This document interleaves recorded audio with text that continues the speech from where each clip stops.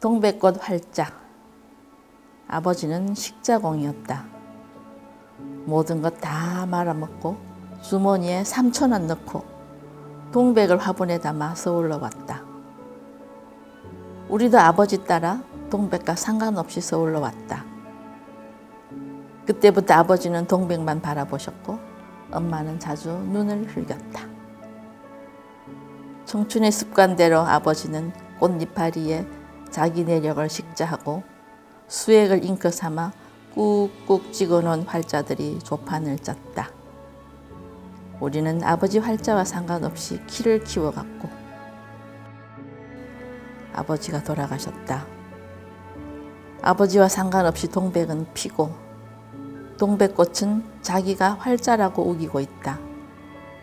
우리는 동백꽃을 보며 아버지의 신간을 읽는다.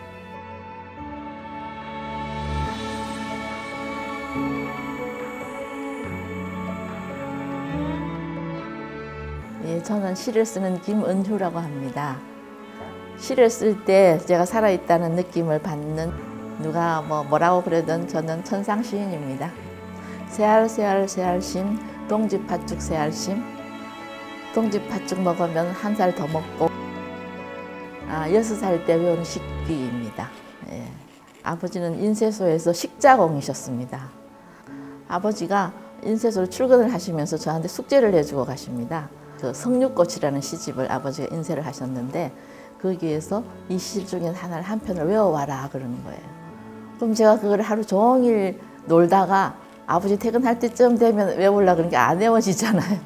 그래서 엄마한테 나 이거 안 외우면 안 돼? 그렇게 했지만 그 성류꽃 시집에 있는 새알심이라는 시를 계속 제가 외우고 그래서 그 시를 가지고 글자를 익히고 학교를 갔습니다.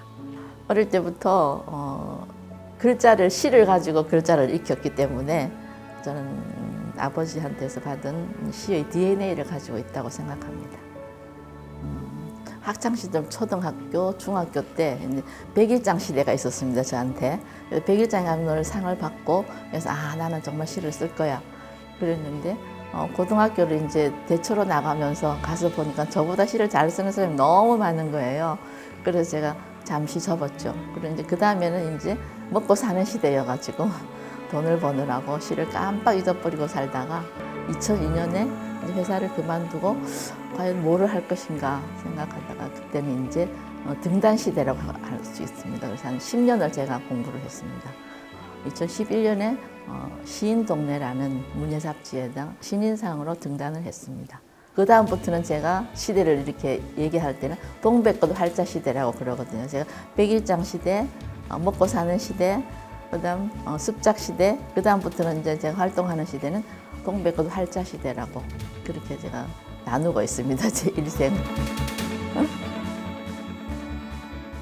석사 논문을 동백꽃 활자라는 부제를 달고 시작했거든요. 거기에 한 사연이 있습니다. 우리 아버지가 인쇄소를 그만두고 사업을 하시다가 폭망했어요. 그래서 돈 3,000원을 호주머니에 넣으시고 우리 집으로 오셨어요. 동백꽃 활자라는 시에 보면 그런 말이 있습니다. 모든 것 다 말아먹고 주머니에 3,000원 넣고 동백꽃 화분을 담아 서울로 왔다. 마당에 있는 거를 캐가지고 화분에 담아가지고 그거를 싣고 오셨어요. 돈은 3,000원밖에 안 갖고 오셨으면서. 아버지는 청춘의 습관대로 동백꽃 이파리에 자기 내력을 식자했다. 아버지가 돌아가셨어요. 아버지와 상관없이 동백은 피고 동백꽃은 자기가 활자라고 우기고 있다. 우리는 동백꽃을 보며 아버지의 신간을 읽는다. 제가 그런 시를 썼거든요. 그래서 저희 이제 등단 후 시대는 동백꽃 활자 시대라고 제가 그렇게 명명을 했는데 이쁘죠? 2011년에 시인동네라는 데서 등단을 하고 거기서 정말 뼈를 깎는 고통으로 그냥 시를 썼습니다. 그래서 써서 너무 단단한 시라고 그랬는데 제가 분간 없는 것들이라는 시집을 내고요. 그 2016년에 분간 없는 것들로 세종 도서 나눔의 문학 나눔에 선정이 됐습니다. 그다음 2022년에 2% 동안은 경기문화재단에서 또 창작 지원금을 받아서 2% 동화를 내고 지금 현재는 시인동네 작가회하고 현대시 작가회하고 수원 민예총이라는 데가 그다음에 경기 작가회하고 재리문인협회라고 거기에서 이제 제가 부회장직을 하면서 여러 가지 활동을 많이 하고 있습니다.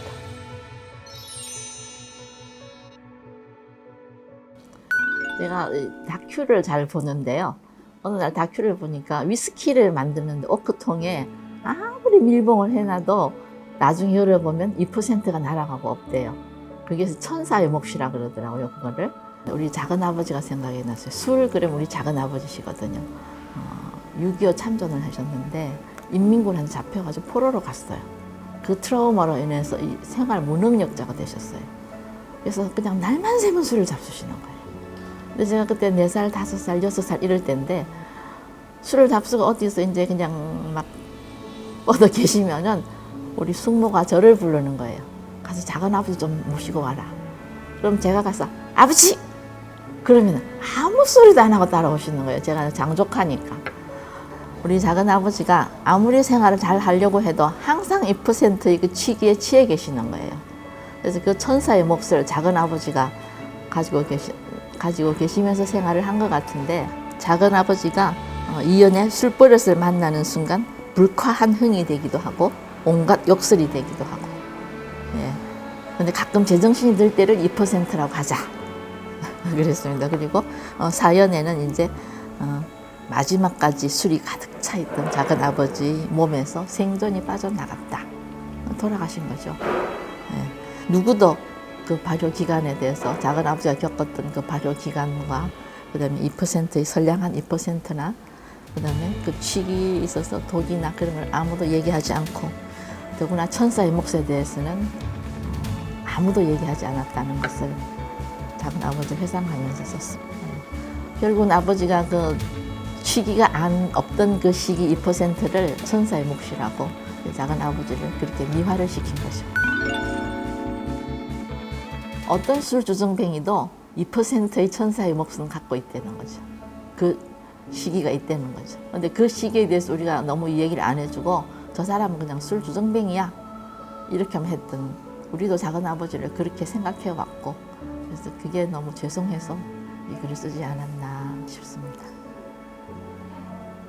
지금 저는 시를 쓰는 게 뉴스가 오는 대로 아무거나 잡아서 쓴다고 그렇게 생각을 했는데 그러고 보니까 일종의 어떤 그런 내 일상에서 일상 바깥에서 있는 바깥 세계를 쓰는데 그걸 나의 내면하고 이렇게 매치를 시키더라고요 보니까.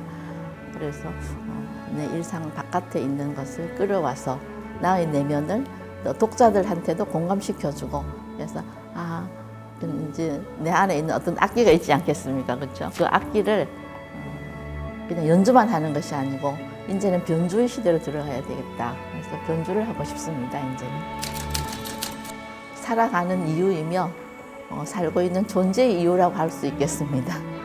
남편이 시를 쓰는 걸 전혀 이해를 하지 못해요. 넌 책상에 앉아 놀잖아. 그런데 그건 저는 노는 게 아니고 제가 살아가는 이유이거든요. 예. 시가 없다면 아마 김은호도 없을 것 같습니다.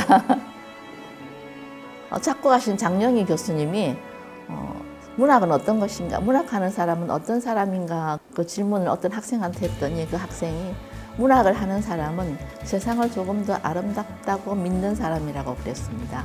그래서 저도 그런 세상을 좀 아름답다고 믿는 사람이면 좋겠고 또 그런 사람들과 같이 놀고 싶은 것이 제 문학에 대한 의견입니다.